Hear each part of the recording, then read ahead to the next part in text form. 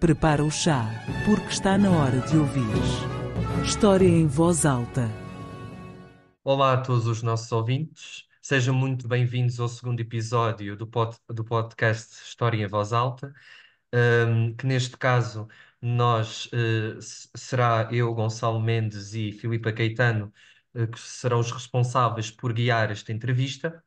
E a nossa convidada é a professora Aline. Professora Aline, deixe-me lá ver se eu consigo pronunciar o seu nome. Aline eh, Galache. Galas, ou Eu vi All de Beonvik, penso que é assim, Bavink, de Bavik. Bavink, Pronto. sim, exatamente. Sendo assim, Não se preocupe, Gonçalo, porque isso aí até eu levei algum tempo a aprender a dizer isto. pronto. Então estou desculpado. Nesse caso, vamos entrar, antes de entrarmos na própria entrevista, vamos começar por dar uma breve apresentação da professora. Neste caso, fez licenciatura em História, variante de História da Arte Arte. em Letras, Uhum. em Lisboa, mestrado em História e Cultura, de Cultura e Pré-Clássica, e doutoramento na Universidade de Évora em História, e também, neste caso, é membro integrado doutorado pelo CIDEUS e investigadora no Centro de Investigação em Ciências Históricas da Universidade Autónoma, onde é docente desde 2014. É coordenadora da licenciatura em História, desta mesma universidade, e foi docente na Faculdade de Letras de Lisboa entre 1999 a 2008, na Faculdade de Arquitetura.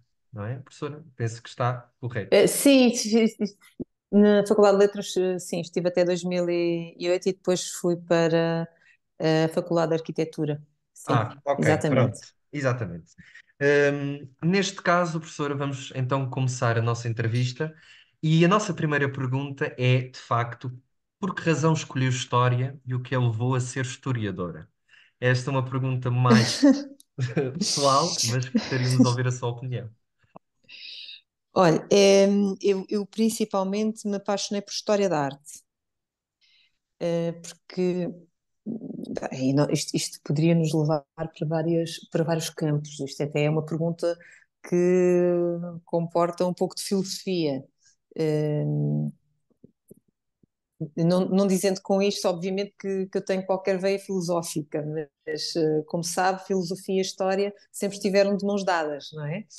Eh, mas penso que todos os seres humanos têm, obviamente, um lado mau e um lado bom, não é? Hum, Thanatos e, no fundo, é a história da arte, e eu digo história da arte não só história, porque, como sabe, a história da arte é uma componente e, no fundo, é a minha base de formação. eh, a meu ver, é retirar o que há de melhor de um ser humano, não é? Portanto, a manifestação artística é, no fundo, aquilo que, apesar de um ser possa ter uma componente má eh, na sua estrutura, a arte é aquilo que o elevou a algo superior. E, no fundo, o estudo deste ramo científico, a história da arte, é a conjugação do melhor que o homem fez, manifestado fisicamente através das obras de arte, com toda a contextualização, e daí a importância da história, toda a contextualização que deu e que deu esse fruto do melhor que o homem fez. Portanto, dentro de acontecimentos, muitos deles, historicamente falando, e vendo numa perspectiva, claro, sem juízo de valor, mas vendo uma perspectiva afastada, obviamente, a história é uma consequência de muitas vezes atos não tão bons, não é verdade? E acontecimentos que precisam da sua contextualização sempre para o compreendermos senão acaba por ser uma leitura anacrónica, não é?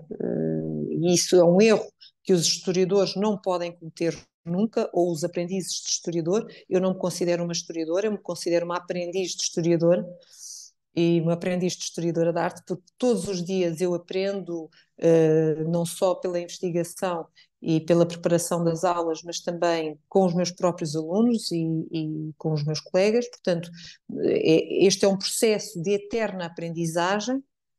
Como eu dizia, nós temos que ter esta ideia, esta leitura e esta percepção de que não podemos ler a história com o sentido de justiça ou de tentar fazer justiça histórica, mas sim de compreender, contextualizando e integrando os acontecimentos também de forma a não os repetir. Portanto, no fundo, a história é um ensinamento do ser humano claro, conhecendo o ser humano e conhecendo a história, vamos conhecendo a nós também melhor e tentamos evitar erros do passado no futuro e no presente também. Obrigado, Foi professora. muito longa, não fui? Foi muito Não, chata. foi Que horror. ótimo. Maneira Foi péssima de profunda. começar isto, meu Deus. Está toda a gente a dormir já neste momento. E aproveitando as suas palavras, que a história serve para evitar erros do passado, nesse caso, ahm, Sim. vamos entrar no âmago da temática, que aborda muito isso, não é? Ao compreender Ui, este recordar ao Holodomor. Ahm, sim. e antes pronto, de explorarmos os chamados mitos com fundo de verdade, a professora podia explicar o que causou a chamada Grande Fome entre 1932 e 1933? Sim, em traços muito gerais, porque isto é um tema extremamente complexo, mas e que infelizmente não é muito abordado na nossa historiografia, Sim. nas nossas universidades, não é? Aliás, professora, peço Eh, desculpa interromper, mas de sim, sim, diga, diga, diga. facto, eu quando tive história contemporânea, Uhum. nunca fui falado o Holodomor, não é? É sempre muito, nós falamos Claro, muito mais sobre os holocaustos feitos, portanto, pelo Hitler, etc., levados a cabo sim, pelo sim. Hitler, mas tudo um pouco da União Soviética, destas realidades, são muito pouco ou nada faladas. Eu falo por mim, neste caso. Pois, isso poderia levar-nos. Porquê que isso é assim, poderia nos levar por campos muito Sim. complicados, não é? Para explicar porque é que é assim e porque é que há uma escolha historiográfica de abordagem nas universidades portuguesas. Mas, aproveitando a sua deixa, posso já lhe dizer que também eu, quando fiz a minha licenciatura na Faculdade de Letras da Universidade de Lisboa, os meus professores de História Contemporânea não faziam a mais pequena ideia do que era o Holodomor. E chegaram-me a perguntar o que é isso. E eu perguntei, mas nós não vamos tratar esta temática, mas o que é isso? O que é inconcebível, Claro. não é? Mas é inconcebível pela dimensão que esta realidade teve, este acontecimento teve. Uh, não dizendo com isto, obviamente, que os meus professores da Universidade de Lisboa eram ignorantes, não é nesse sentido, mas tinham um total desconhecimento desta área, e principalmente a área geográfica da ex-União Soviética, ainda muito pouco trabalhada, agora já mais. Mas na altura, estou a falar de final dos anos 90, obviamente, e princípios dos anos 2000, obviamente que não foi muito abordado. Aliás, até já entrando no que é o Holodomor, mas também fazendo aqui esta ponte, eu fui a primeira pessoa a falar abertamente sobre o Holodomor na universidade. Eu fiz em 2000 uma exposição sobre o Holodomor e sobre a Ucrânia, que aliás em 2000 quase muita gente confundia a Ucrânia com a Rússia, achavam que não sabiam o que era a Ucrânia, não faziam a mais pequena ideia do que era a diferença entre um ucraniano e um russo. Aliás, não é preciso ir para tão longe, ainda hoje há quem acha que é tudo a mesma coisa. Fechando parênteses, de qualquer forma, foi a primeira vez que se falou no âmbito universitário deste acontecimento. Estamos a falar em 2000, já se passaram 24 anos. Parecendo que não, Sim, é muito tempo para, no âmbito universitário, só agora mais, e principalmente depois da invasão da Rússia em território ucraniano, é que se começou a abordar mais essa temática. Bem, na realidade, em Portugal, houve um pequeno episódio também que eu participei, que foi num discurso na Assembleia Municipal de Lisboa, em que, quando se estava a discutir a equiparação do nazismo com o comunismo, eu utilizei o episódio do Holodomor como exemplificativo exatamente do horror que é um sistema totalitário. Porque, na minha ótica, um sistema totalitário de direita é tão mau como um sistema totalitário de esquerda. Sistemas totalitários são sistemas totalitários, ponto. claro.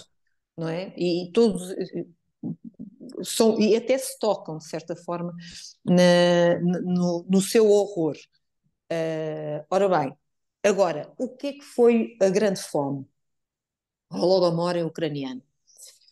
Foi uma ação concertada de Stalin e do Partido Comunista para atingir os ucranianos e obrigá-los à despolaquização, portanto, a cederem à coletivização da agricultura no espaço ucraniano. Como sabe, ou como sabem, a Ucrânia sempre foi o grande celeiro da ex-União Soviética, não é? E ainda hoje nós percebemos, e quando se falou mais, agora não tanto, mas principalmente quando foi o primeiro ano da invasão da Rússia à Ucrânia, um dos principais problemas foi exatamente o transporte dos cereais e o que fazer, e com parte da África ficou sem comida também por causa desse embargo, etc. Portanto, naquela altura, já estamos a falar dos anos 20 e 30 do século XX, a Ucrânia produzia, era a responsável pela maior parte da produção cerealífera da ex-União Soviética e da Rússia. Aliás, a Rússia até todo a composição, toda a agricultura, todos os produtos agrícolas que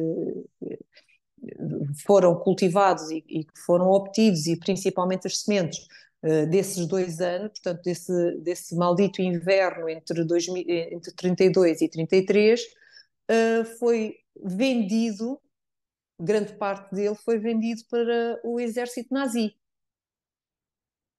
Portanto, e isso, as pessoas às vezes se esquecem da relação íntima e muito próxima que Hitler teve com Stalin, não é? Portanto, nós temos que contextualizar tudo isto. Ora, os ucranianos, e quem tem uma ideia da história da Ucrânia sabe que sempre se insurgiram contra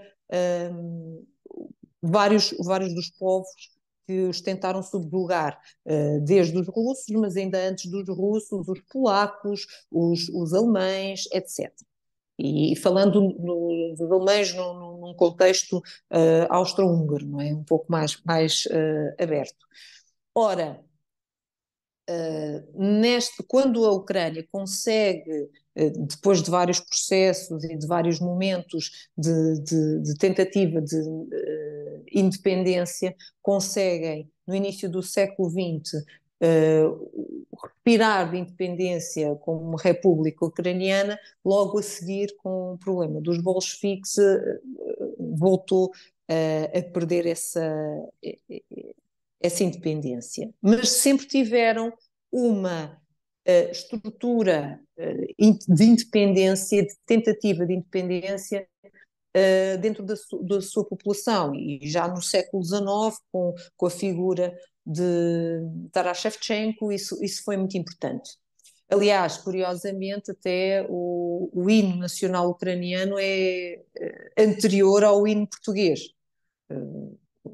Não deixa de ser, apesar de ambos serem produto do século XIX e toda uma estrutura dos nacionalismos, mas até é curioso esse facto. Fechando este parênteses, na realidade, o Holodomor não foi só o privar de comida, principalmente nas zonas agrícolas, que era a maioria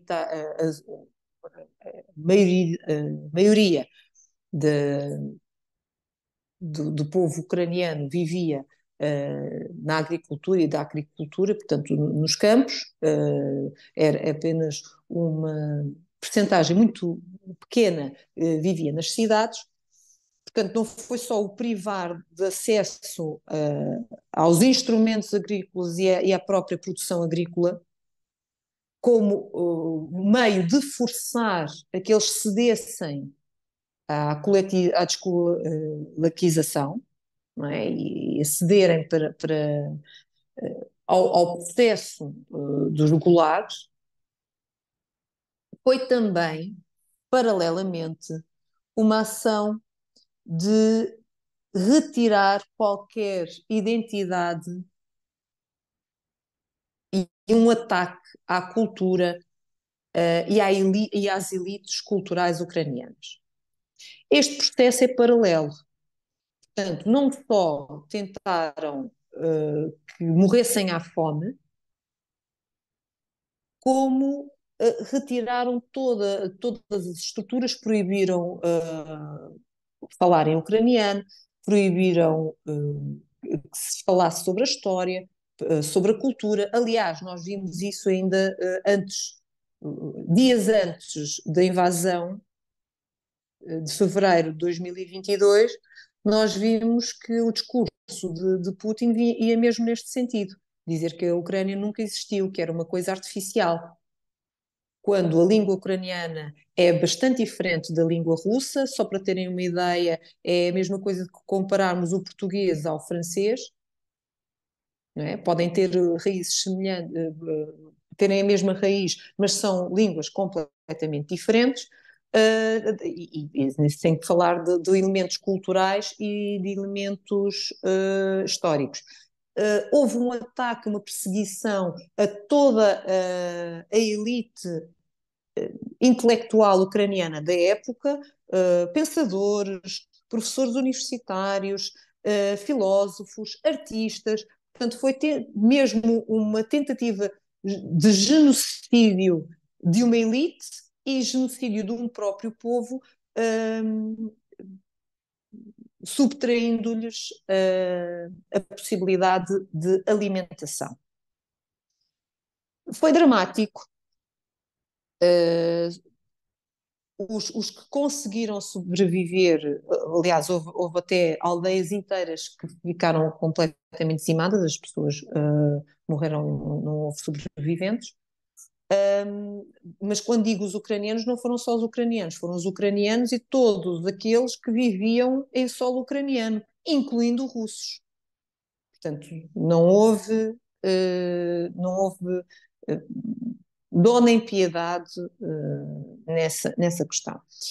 Ora, até é muito fácil, há vários livros sobre todos estes assuntos e podem ver pormenores, desde a utilização da polícia para controlar, para evitar, para retirar até ao mais ínfimo grão que se encontrava nas casas, toda uma tentativa de não deixar que as pessoas fugissem para as florestas, porque aí elas poderiam se alimentar, ou fugissem para as cidades, porque era mais fácil de conseguir a alimentação. Portanto, os relatos e as memórias daqueles que conseguiram escapar, que aqueles que conseguiram fugir e que estão compiladas em várias bibliografias e os vários relatos que, aliás, já até na imprensa da época foi surgindo, mas era tão bárbaro e tão desumano e tão macabro que se chegou a pensar que era impossível ser verdade. De tal forma que ainda hoje há quem não acredite, não é? Porque é tão hediondo pensar que se tenta matar uma população inteira, um povo inteiro, pela fome, para um controlo político e ideológico, que no fundo é isto que se está a falar, não é?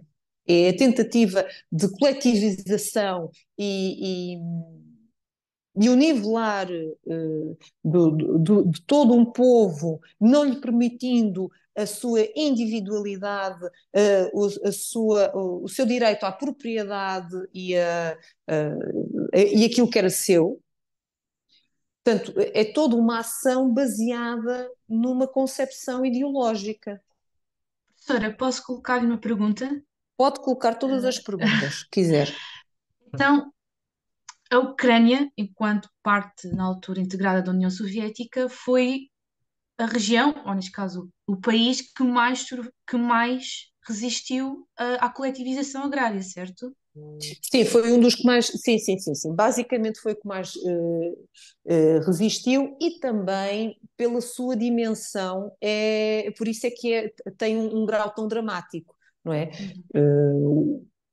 A superfície da Ucrânia relativamente a outros países que pertenceram à União Soviética, tendo em conta também o espaço em que era agrícola, obviamente que, que foi aquele mais complicado, digamos assim, para a gestão do Partido Comunista da União Soviética, do Então, Comitê Central. Stalin e os seus apoiantes e outros dirigentes políticos soviéticos acharam que a melhor forma do povo ucraniano em específico aceder com o mais rápido possível à coletivização era puni-los desta forma, através desta fome Sim. implementada. Sim, sim, sim, porque era também uma forma da apropriação do próprio Estado, das terras, das colheitas, dos gados, de tudo aquilo que pertencesse aos camponeses, e de os dominar, não é? Era uma forma de dominar. Tanto que alguns deles acabaram por ceder, não é? Porque, como deve calcular, não era fácil. E quem é que quer morrer à fome, não é? Porque foi literalmente morrer à fome. Nesta, dentro deste conjunto, também muitos daqueles que estavam a resistir, muitos também foram, e numa primeira fase, antes de 32, muitos foram deportados. Não é? Portanto, esta campanha não. Isto começa. É um processo que vai culminar, no fundo, com o Holodomor. Mas é um processo que vai já. Aliás, esta tentativa de dominar o povo através da fome já tinha acontecido nos anos 20, não é? Não é uma novidade. Portanto, há um precedente. E é verdade que o desterro no fundo, o deportar de pessoas para o Cazaquistão ou para a Sibéria era uma atividade própria desta época. Mas vai culminar, sim, de facto, com a fome forçada, quando se diz forçada é mesmo porque foram retirar todos os grãos que conseguiam encontrar destes camponeses, destes trabalhadores, e não só todo o gado. Portanto, as pessoas começam, no fundo, a desesperar, começam a comer os animais de estimação, começam a comer roedores e animais selvagens, tentam, alguns chegam à loucura porque só conseguem viver de cascas de árvore. Há momentos em que acabam por atacar cemitérios, há relatos que atacam cemitérios e começam a escavar campas e começam a cozinhar os ossos. Desculpem estar a dizer estas coisas, é de facto macabro e horrível, mas isso é verdade, é um facto histórico. Houve pessoas que começaram a cozinhar ossos de campas que foram desenterrar em cemitérios, porque chegou a passar por isso, não é? Ao ponto, claro, máximo de acabar por se chegar ao canibalismo. Nós... Então, professora, na altura. Ah, desculpa, Gonçalo, diz. Não, não, não, diz, Filipe, diz.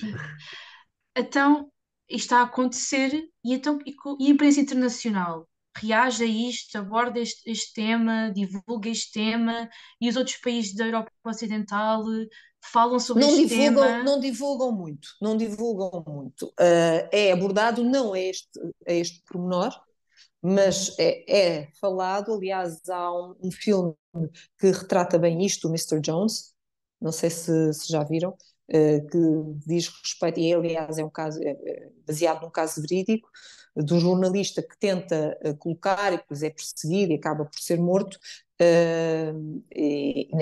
nesta senda, mas à boa maneira soviética, estas coisas são abafadas. Aliás, como deve calcular, se ainda há pouco tempo, e estamos a falar anos 80 e 90 do século XX, muitas das coisas que se passavam na União Soviética, só depois da queda do Muro de Berlim, é que acabaram por ir sabendo paulatinamente no Ocidente. Agora imagine no contexto em que as estruturas e a maneira de se chegar à informação era bem mais precária nos anos 30, não é? Portanto, não, não se consegue ter a ideia de toda a dimensão deste horror. Para além de, obviamente, se falar em atos de sabotagem, dizer que isto não era verdade, e há toda uma leitura que, aliás, muitos ainda hoje querem defender como sendo um- uma ideia do Ocidente contra a grande mãe Rússia, não é? Ainda há um pouco a leitura historiográfica nesse sentido. Bom, de facto, um dos nossos títulos é recordar o Holodomor, mitos com fundo de verdade. E este foi perguntar à professora que mitos é que estão associados à grande fome, sendo que há uma frase que eu, que eu ouvi portanto, do discurso da professora na Câmara Municipal de Lisboa, creio eu, Sim, sim, na Assembleia, sim, na Assembleia, que é municipal. um dos mitos é que os comunistas comem crianças, digamos, Ao pequeno ao almoço, não pequeno é? almoço. Apegando nestes mitos com fundo de verdade, como é que a professora Uhum. acha que a desconstrução destes mitos pode contribuir, digamos, para o estudo deste acontecimento que foi o Holodomor? Bom, eu julgo que, em primeiro lugar, e é a obrigação de um historiador, ou de um historiador em potencial, ou de um aprendiz de historiador, é partir da curiosidade, no sentido de tentar desconstruir e tentar apurar a verdade. E como é que se consegue fazer isso normalmente no processo científico a nível de história? Cruzamento de informação é fundamental. Olha, vou dar um exemplo que não tem nada a ver com isto. É quando alguém estuda o momento do terremoto de 1755. Aquela ideia, caiu tudo, não sobrou nada, os vários dados da época, as descrições na época, como se alguém no meio do terremoto de quase 9 na escala de Richter, foi 8,5, quer dizer, tudo a abanar, alguém ia se sentar numa pedra a descrever o que estava a ver, não é? Até parece. Portanto, também ter um pouco de noção e de distanciamento e tentar se reportar à época e ver com parcimónia a documentação e fazer o cruzamento de informação. Mas nesta busca de verdade, não tentar deixar, o que é difícil porque somos todos humanos e isso é perfeitamente normal que uma pessoa dê sempre um pouco de si, das suas ideias e das suas crenças dentro da construção do discurso histórico, isso é evidente, todos nós fazemos isso, mas aqui o exercício é tentar não o fazer, ou seja, deixar à porta qualquer leitura do qualquer leitura política de um assunto ou da sua opinião própria, não é? Libertar-se disso e tentar perceber porque é que porque é que se dizem determinadas coisas. Buscando, voltando então a este pormenor principalmente em Portugal e não só, em vários países, se dizer, os comunistas comiam criancinhas. É claro que não comiam criancinhas como nós comemos torradas ao pequeno almoço, não é? Por amor da santa. É óbvio, não, nunca disse uma coisa dessas e é completamente estúpido alguém pensar uma situação dessas. A questão é, numa situação de terror, de horror, ao ponto de se chegar a canibalismo é comer pessoas, não é? É evidente. E muitas vezes no processo quase de loucura, porque eu penso que só alguém para chegar a um ponto de loucura é que vai fazer uma coisa dessas, não é?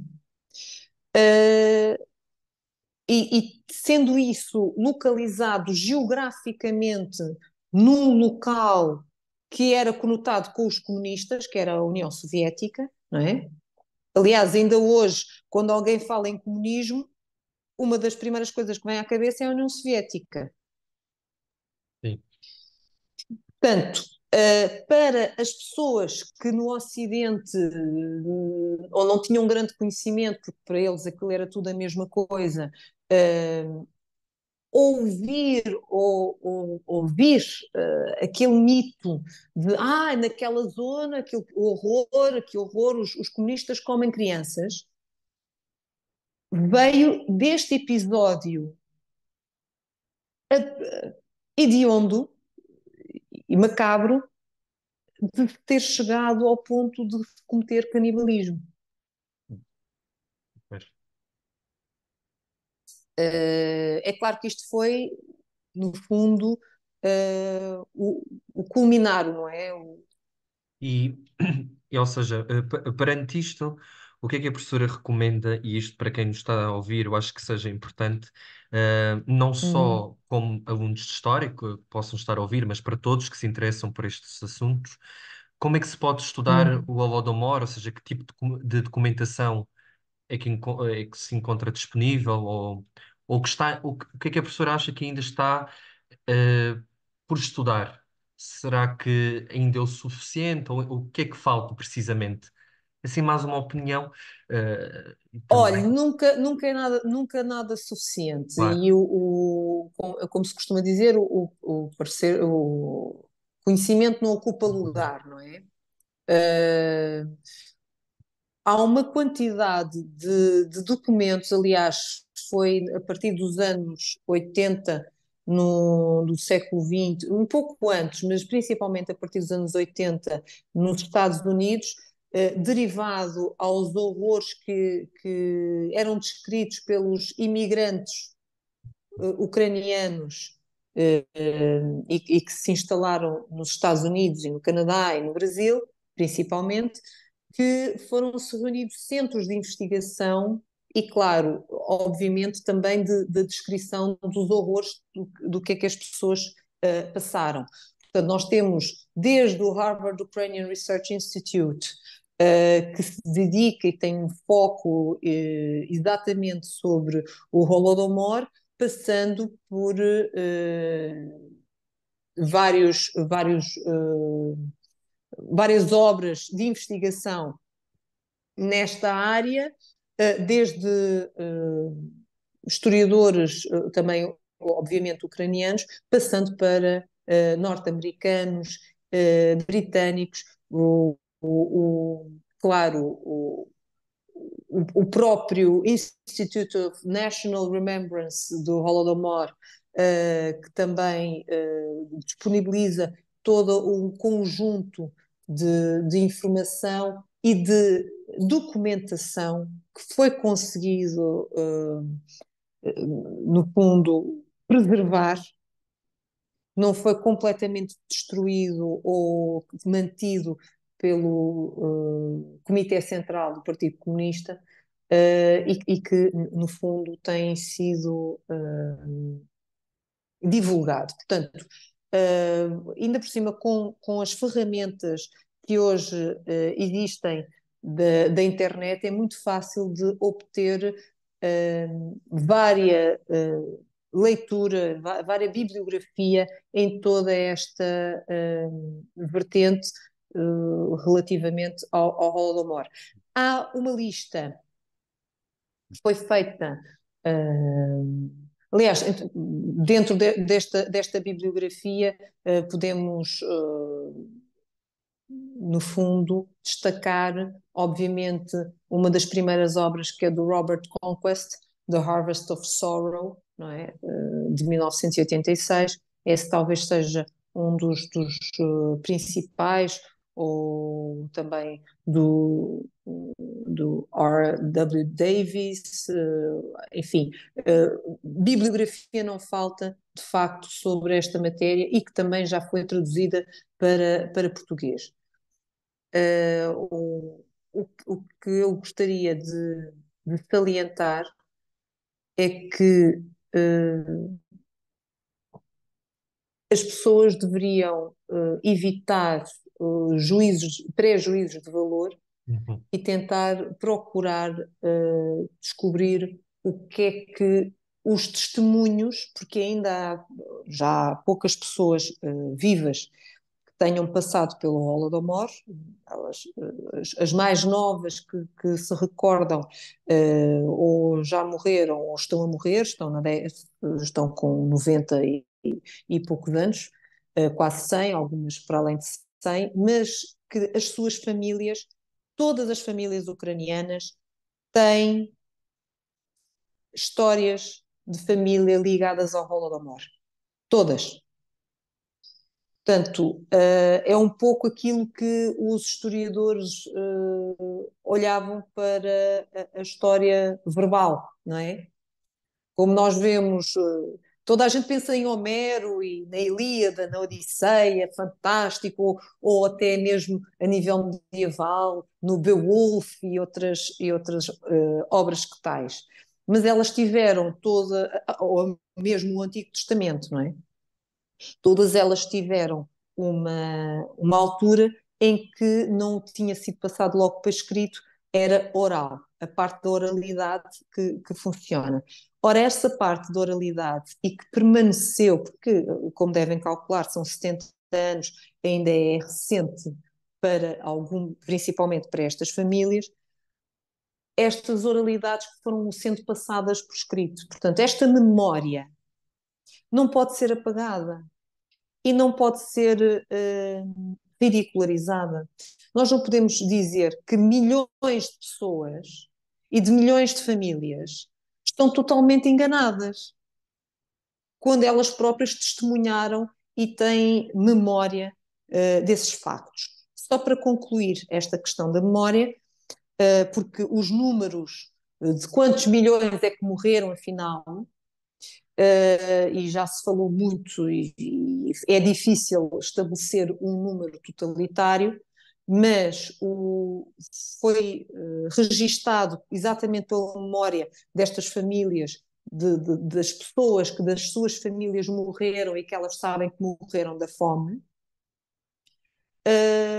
e que foram sendo registadas, fizeram o chamado o Livro Negro do Holodomor, que tem de facto esse registro, e estão cerca de entre 10 a 12 milhões de pessoas nesse registro. Portanto, não deixar de lado também a memória histórica. Professora, é uma pergunta. Por acaso o Holodomor é referido no livro negro do comunismo? Sim, É livro negro do comunismo, acho. Sim, o nome do sim, livro. sim, Também a sim, é matemática é sim. referida nesse livro. É sim, senhora, é também. Aliás, esse livro foi muito polémico. Uma das passagens exatamente é por causa do Holodomor, porque diziam que era mentira, que era impossível isso ter acontecido. Uhum. Foi apenas um problema de falta de adaptação e de maus anos agrícolas, o que é mentira, e da questão da industrialização, tentativa de industrialização da Ucrânia, que também é mentira.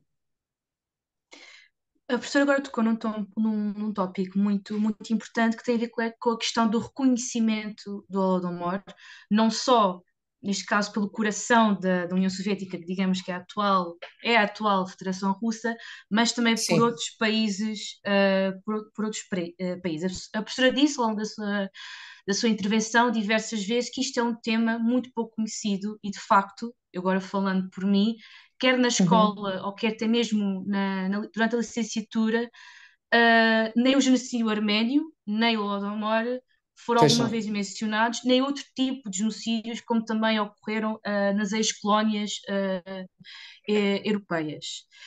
E, de facto, nós estamos muito mais sensibilizados, a população mundial está muito mais sensibilizada ao Holocausto judeu, ainda que o Holocausto não só abrangeu as pessoas judias, mas como também homossexuais, pessoas deficientes, tudo aquilo que era considerado, no ponto de vista nazi, inútil e parasita para a sociedade alemã. E, Uhum. portanto, eu queria perguntar-lhe, em primeiro lugar, como é que este acontecimento é tratado pelo próprio povo ucraniano? E, em segundo lugar, o Holodomor é reconhecido por todos os países que pertenceram à extinta União Soviética, se também é reconhecido por outros países europeus, como é o caso da França, da Inglaterra. Qual é também a posição dos Estados Unidos da América relativamente a este acontecimento? Bem, temos aqui várias. A sua pergunta encerra várias camadas, não é? De resposta. Bom, eu gostava de salientar, antes de dizer quem é que reconheceu ou deixou de reconhecer, aliás, o reconhecimento do Holodomor é cada vez mais abrangente a nível mundial. Eu gostava no fundo, salientar que a questão do Holocausto, a questão do Holocausto, de facto, não foi só relativamente aos judeus, embora os judeus tenham sido em maior número, não é? Foi mesmo, era todo aquele, como disse, realmente foram os ciganos, foram os homossexuais, Aos foram eslavos? foram os eslavos, exatamente, foram as pessoas que tinham problemas, eram deficientes ou motores ou deficientes mentais. Aliás, uma das grandes experiências dos nazis tinha a ver exatamente com a questão dos gêmeos e uma tentativa de apuramento da raça, etc., são, faz-nos lembrar até as histórias do Frankenstein, não é? É de facto um horror. Por exemplo, os meus avós maternos não tinham um pingo de sangue judeu, eram ucranianos com um lado até austríaco e polaco, e no entanto foram apanhados pelos nazis e foram parar num campo de concentração.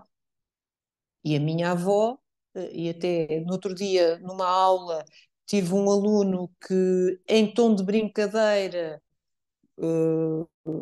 mencionou a frase que está em Auschwitz, o trabalho liberta, e eu disse: olha, não brinco com essas coisas, porque a minha avó, que chegou a estar num campo de concentração, felizmente ela e o meu avô conseguiram fugir, mas ela esteve num campo de concentração e dizia que havia abajures que eram feitos de pele de judeu.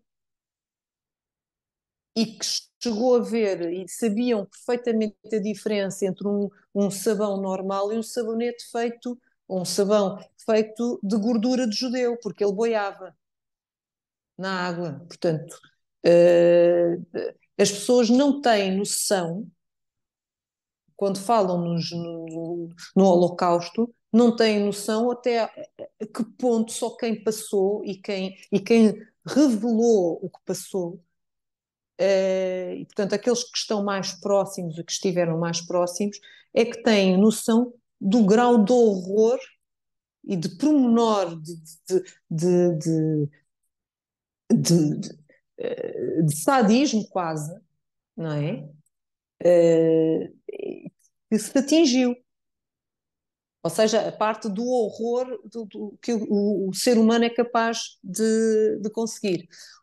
Em relativamente agora mais focada no reconhecimento do Holodomor, hum, obviamente que a nível da Ucrânia, com certeza que o Holodomor é indiscutível, não é? Todas as províncias, portanto, é uma questão nacional. Sabe-se verdadeiramente, aliás, até, e não falando no presidente Zelensky, mesmo indo buscar o próprio Viktor Yushchenko, que, como sabemos, também teve complicações em relações com a Rússia, mas o próprio Viktor Yushchenko chegou a propor uma lei solicitando a criminalização da negação pública do Holocausto e do Holodomor, juntou os dois. Isto ainda, penso eu, que foi em 2007. Portanto, houve várias leis na primeira década do século XXI, em que se reconhecia publicamente e se finalmente, não é, se assumia o Holodomor e as declarações de homenagens às vítimas do Holodomor. Claro que depois foi sendo um projeto, obviamente, que dependeu da independência ucraniana, não é? Só a partir de 1991 é que puderam verdadeiramente reconhecer historicamente esta questão, que é obviamente problemática. Nos Estados Unidos, portanto, há uma quantidade de países, os Estados Unidos incluído, porque os Estados Unidos tiveram grande parte de uma comunidade enorme de refugiados ucranianos, refugiados da Segunda Guerra Mundial e obviamente, imigrantes que lutaram a partir dos Estados Unidos para este reconhecimento, não é? Portanto, cada vez mais há países que reconhecem o Holodomor como sendo um genocídio cometido contra o povo ucraniano. Um desses países é exatamente Portugal, claro, com o voto contra do Partido Comunista e do Bloco de Esquerda, não é? Mas foi reconhecido o Holodomor, dentro de outros países, como, para além dos Estados Unidos, que eu já falei, a Austrália, o Canadá, a Lituânia, o México, a Geórgia, a Áustria, a Espanha, o Equador, a Colômbia, a República Checa, a Polónia, o Peru, quer dizer, há vários, um pouco por todo. Um pouco por todo o mundo, não é? E cada vez mais, portanto, é cada vez mais, também devido a se falar no assunto. Repare, se ainda hoje há pessoas que negam que existiu o Holocausto, imagine relativamente ao Holodomor, que só de há 20 anos esta parte que se começou a falar mais e se deu mais a conhecer, não é? E estamos a falar do Holocausto que desde do momento em que se libertaram e se viram os campos de concentração, quando os aliados entraram, que foi documentado, viram e começaram a documentar desde esse momento. E há quem negue, imagina o Holodomor, que durante tanto tempo foi abafado, foi lutado contra, foi desmentido pela Rússia, não é? Obviamente, ainda por cima, quando eles agora estão num acesso de reabilitação da figura de Stalin, obviamente que vão tentar a todo o custo dizer que isso é mentira. Portanto, é muito complicado viver num mundo de desinformação, sem dúvida. Principalmente quando temos dados, documentos e testemunhos, milhares e milhares de testemunhos de que isso foi verdade. Para terminar a Sim, entrevista, nós vamos então concluir com a já vai pergunta. longa. Já vai longa. Nós vamos concluir então com a pergunta praxe, digamos assim, deste podcast. Professor, em breves palavras, o que significa para si fazer história? É uma pergunta que é preciso pensar um pouco, mas Sim, e depois eu sou muito chata e falo e nunca mais me calo. Vou tentar ser concisa o que é difícil perante uma pergunta desta, não é? O que significa sim. fazer história? Olha,